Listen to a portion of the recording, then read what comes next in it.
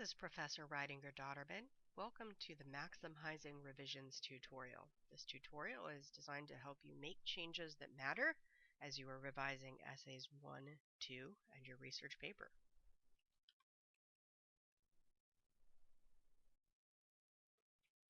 The first thing that needs to happen when you are revising your paper is that you're going to have to decide what to change, and that can be a really difficult process. Out of all the possible things you could change, what is it that you should change that's really going to matter? The first thing that you should do is you should pay attention to the scoring rubric because, of course, the real point of making the changes to the paper, at least certainly from a student's perspective, is to make the paper better so you get a higher grade. It's important to remember that not all 75s are the same. There can be lots of different reasons why a paper scores in the C range.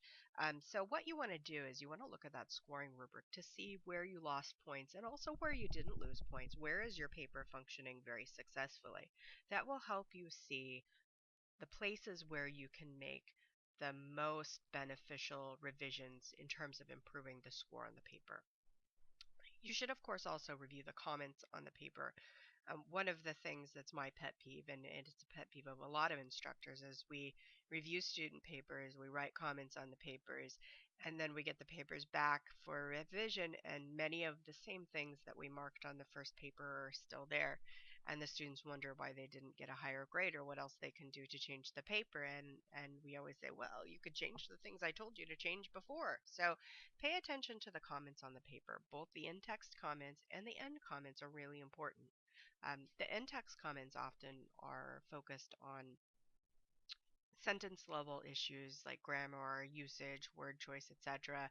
The end comments are more holistic, and so sometimes they suggest changes that you might want to make on an essay level, like something else that you need to discuss, something you need to add to the paper, something organizationally that just doesn't make sense in relation to the rest of the paper. Or sometimes the end comments will identify the things that you did well on the paper that you wouldn't want to change. So you need to pay attention to both of them.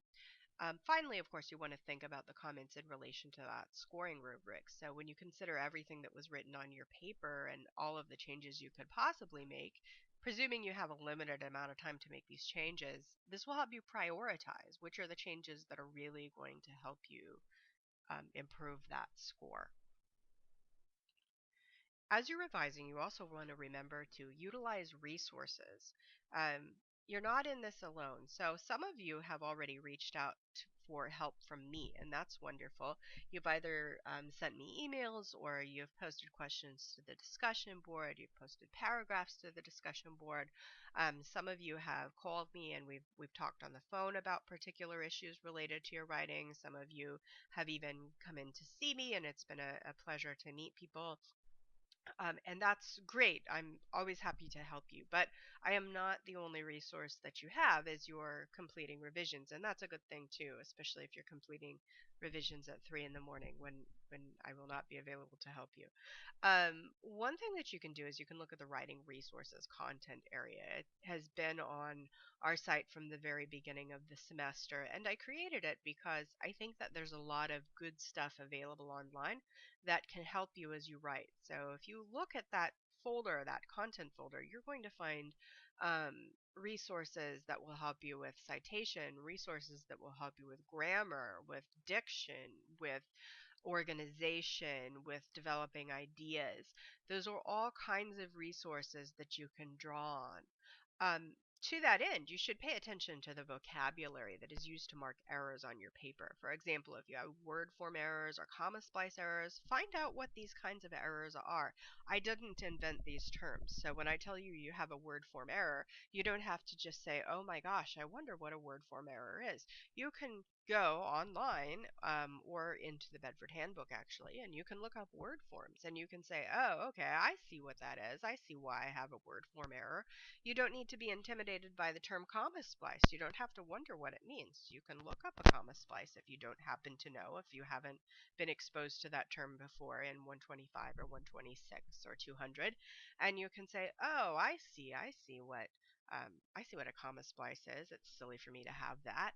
And you can make those changes. So the terms that I've used to describe grammar errors are standard terms used in the discipline, and that's why I use them so that you can find out what these errors are and apply the changes to your papers.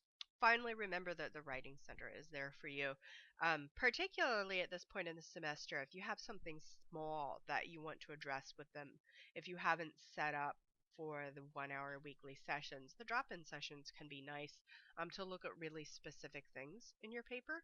So you can come in there with a really refined agenda, which at this point you should be prepared to do in your revision process. And that is located in the Academic Core Building downstairs in 1C18. So don't forget about the Writing Center. You should think about the paper as a whole. I think that's very important to remember that making changes can make one part of your paper better, but it might affect other parts of the paper. I've had this happen a number of times with students. They say, oh, well, I added that paragraph that you told me to add, or I clarified that particular point. Why didn't my grade go up? And when they look at the scoring rubric, I'll point out to them, well, you added the paragraph, and that did make that part of the paper much better. You see, the score for that went up.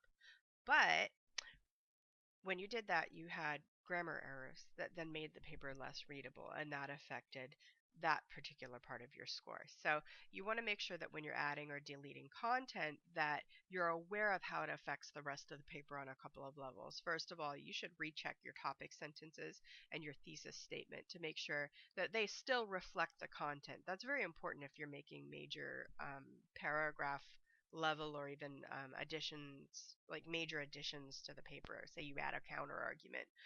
You want to make sure that everything else in the paper structure still works in relation to the new content that's been added. Remember that editing should always follow revision. They're not the same thing. So editing is catching those sentence level errors. Revision is addressing larger, more global errors in the paper.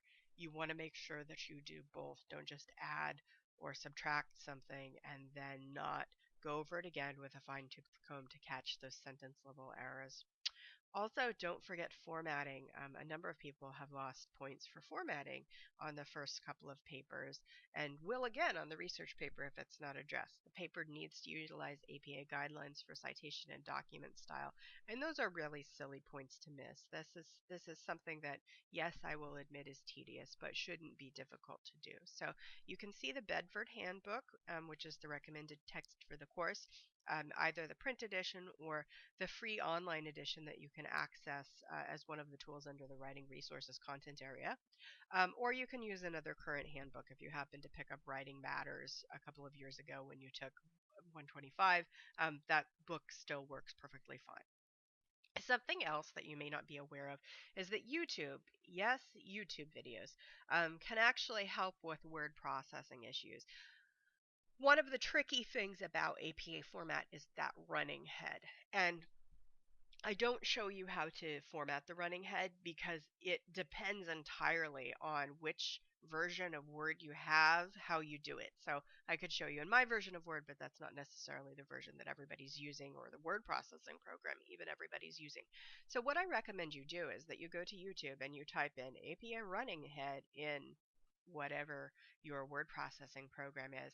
And this has been a common problem that it's difficult to format. So you're going to find quite a few different um, quite a few different tutorials that will help you set up running heads in different versions of word processing programs.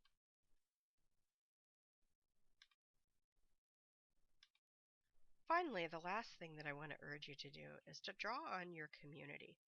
You're encouraged to circulate revised essays amongst yourselves for peer review. Just because I haven't required you to do peer review of the revisions you've made or may have made to essay 1 or 2 doesn't mean you can't do that. You've been in your peer groups all semester long, and they can serve as a really important source of support for you. So please ask each other for help, and please help each other generously as you get requests from your classmates to read over a paper. This is something that happens in my face-to-face classes all of the time. I have students that as they're working at this point in the semester. They're mostly in the computer lab. And so they're together and they're not necessarily always working on the research paper because they're working at different paces. So some of them have finished a draft of their research paper, and now, before they do very many revisions of it, they are wanting to get feedback from their peers about revisions they're doing for essay 1 and 2. And since they're together, it just kind of naturally happens. It may not be something that has occurred to you to do, but it is an important source that's available. You have done a really great job this semester of responding to each other on the discussion boards, of offering good feedback to each other in the peer review forums, and there's no reason why you can't do that in an informal way or on your own as you are doing the revisions for these papers. So please remember that your peers are a very important resource for you as you are completing these revisions. That's it. That is the tutorial on maximizing revisions. I hope you are all doing well and that you are all revising with with great vigor. And I'm anticipating reading the final results of your good work.